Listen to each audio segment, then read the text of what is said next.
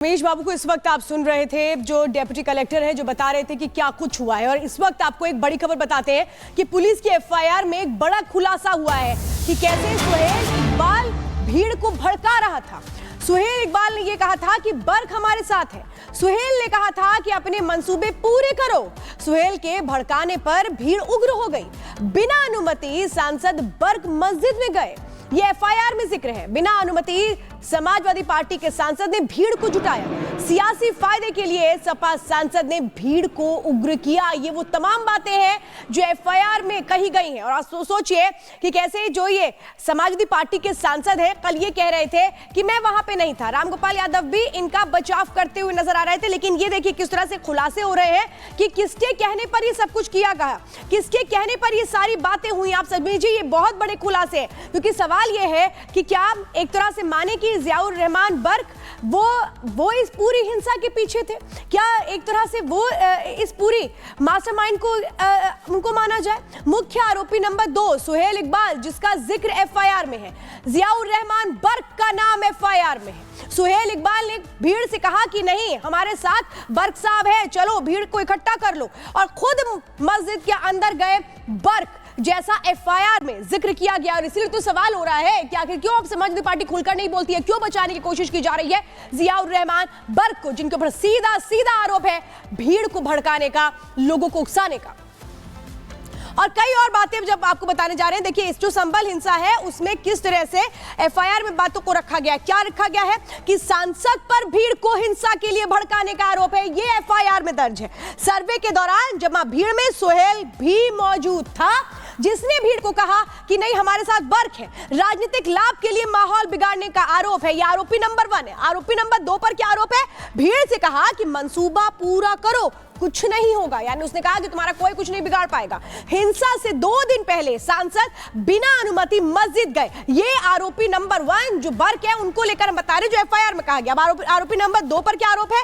भीड़ से सांसद के समर्थन होने का दावा किया, यानी लोगों को कॉन्फिडेंस दिया कि नहीं, बर्क हमारे साथ है, कोई हमारा कुछ नहीं कर पाएगा। नमाज के बाद लोगों को जमा किया और भाषण दिया। बर्क ने वहां से भड़काऊ भाषण दिया, जिसका जिक्र एफआईआर में है। आरोपी नंबर 2 ने क्या किया? उग्र लोगों के सामने भड़काऊ बातें कही, वो बातें जो बर्क ने कही थी इन लोगों से कहने के लिए, जैसा एफआईआर में कहा गया है। और ये इसीलिए बड़ा महत्वपूर्ण है कि इस एफआईआर को आप समझिए। क्या इस एफआईआर को भी अब नकार देगी समाजवादी पार्टी? देखिए, खुलासा नंबर 1 क्या है? दंगाइयों की नारेबाजी का ये खुलासा है। 800 से ज्यादा लोगों को इसमें आइडेंटिफाई किया गया है। पिस्टल की मैगजीन को इन लोगों ने अपने पास रखा, कारतूस का छोटा बैग जिसमें 15 राउंड बोर और 12 राउंड की जो फायरिंग के मटेरियल था वो रखा था। जान से मारने की नीयत से फायरिंग की गई, ये समझिए। पुलिस वालों से सारे हथियार, कारतूस छीन लिए गए। उपद्रवी आरक्षी के कंधे पर टंगा टियर स्मोक बैग, ये अपने साथ लेकर के कैसे गए थे, ये वो तमाम बातें हैं जिसका जिक्र खुद एफआईआर में है। 25 ब्लैक कारतूस, 25 रबर बुलेट थे जिनको लूटा गया। जान से मारने के लिए सुनियोजित तरीके से एक योजना बनाई गई। पुलिस की गाड़ियों और दूसरी गाड़ियों को आग के हवाले कर दिया गया।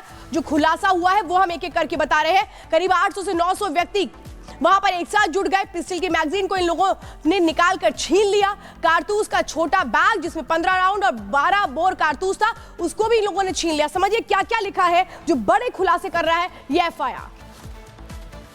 और जतिन हमारे साथ लाइव जुड़ चुके हैं। जतिन, अभी डिप्टी कलेक्टर से आप बात कर रहे थे और उन्होंने जो खुलासे किए, इसके बाद एफआईआर की जो कॉपी सामने आई है उसमें जो खुलासे हुए हैं, इससे साफ तौर पर समझ आता है कि पूरी प्लानिंग के तहत, एक रणनीति के तहत हिंसा को अंजाम दिया गया संभल में, और उसके बाद हालात बिगड़ गए।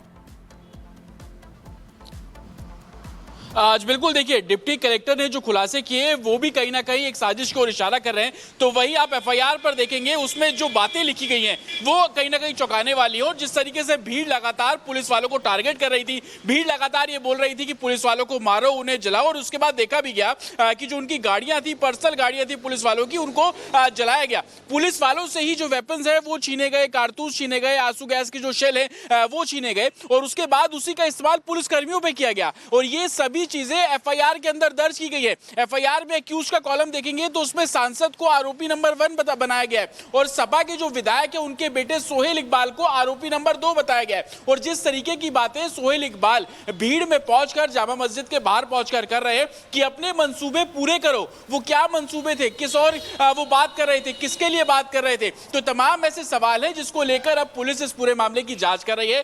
पुलिस सोर्सेज का ये कहना है कि जो एफआईआर दर्ज की गई है उसमें जो बातें सामने आ रही है, सोहेल इकबाल से इस पूरे मामले में पूछताछ भी की जाएगी। साथ ही आपको ये बता दें कि सपा का जो डेलीगेशन है आज संभल पहुंचने वाला था, उसको लेकर पुलिस का साफ तौर पर कहना है कि इलाके में शांति बहाल करने के लिए प्रशासन जो कदम उठा रहा है वो डेलीगेशन इस प्रशासन में जो एक तरीके से कोशिश है उसको बिल्कुल जायज सा सवाल है। और सवाल इस बात को लेकर है कि वहां पर जितने लोग जुड़े हुए थे 800 लोगों का जिक्र किया जा रहा है जिन्हें चिन्हित किया गया और एक एक कर सबके चेहरे साफ तौर पर नजर आ रहे हैं।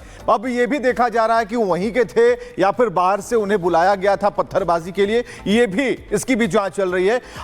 मुरादाबाद डीआईजी ने क्या कहा है इस पूरे मसले पर, उनका क्या रिएक्शन है और जांच पड़ताल में कौन सी बात सामने आई है यह भी देखिए।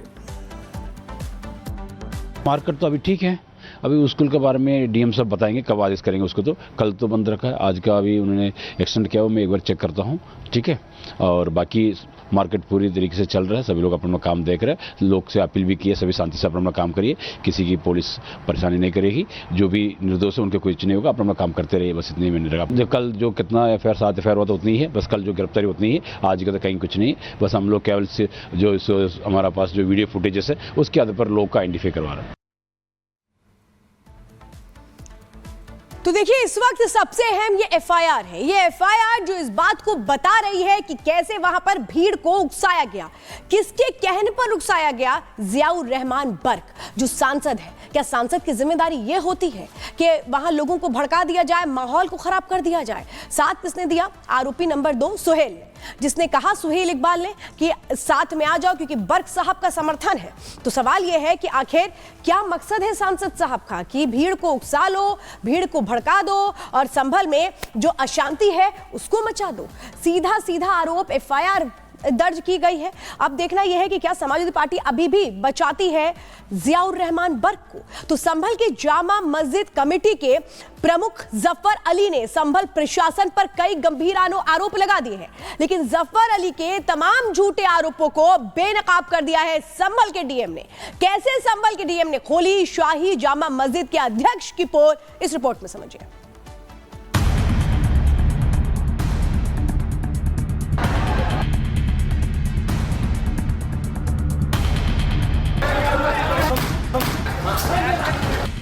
संभल की शाही जामा मस्जिद में एएसआई सर्वे को लेकर जिस तरह हिंसा हुई, हिंसा की उन तस्वीरों को देखकर पूरा देश सन्न है। इस हिंसा में 4 लोगों को अपनी जान गंवानी पड़ी। हिंसा कैसे शुरू हुई और हिंसा की आग किसने भड़काई, इसका जवाब अभी मिलना बाकी है। इस पूरे केस की जांच के लिए एक कमेटी भी बनाई गई, लेकिन जिस तरह से संकरी गलियों में एकजुट होकर उपद्रवियों ने हिंसा के पत्थर बरसाए और संभल को सुलगाया, उससे एक बात तो साफ है कि इसके पीछे साजिश बड़ी है। मगर हैरानी ये कि संभल में इतनी बड़ी घटना घट गई, 4 लोगों की जान चली गई, बावजूद इसके इस गंभीर मुद्दे पर सियासी रोटियां सेकने की कोशिश की जा रही है और केस की जांच को प्रभावित करने की कोशिश हो रही है। खासकर संभल के जामा मस्जिद कमेटी के प्रमुख जिस तरह से गलत बयानी कर रहे हैं, ये साफ है कि वो केस को घुमाने की कोशिश में लगे हैं। एसडीएम संभल ने जिद की वहां पर कि इसका पानी खाली कराया जाए, जबकि एसपी महोदय और डीएम महोदय ये कह रहे थे कि नहीं, डंडे से नाप लो। जैसे ही पानी छूटा तमाम पब्लिक में भ्रम फैल गया कि उसकी जामा मस्जिद की खुदाई हो रही है। पूरी तरीके से ये एसडीएम संभल और सीओ संभल की साजिश से हुआ है। जामा मस्जिद कमेटी के प्रमुख जफर अली कह रहे हैं कि मस्जिद के सर्वे की जानकारी उन्हें दी नहीं गई, जबकि डीएम का साफ कहना है कि सर्वे की कार्रवाई के लिए 24 नवंबर की तारीख निर्धारित की गई थी और इसके लिए बाकायदा जफर अली को 23 नवंबर को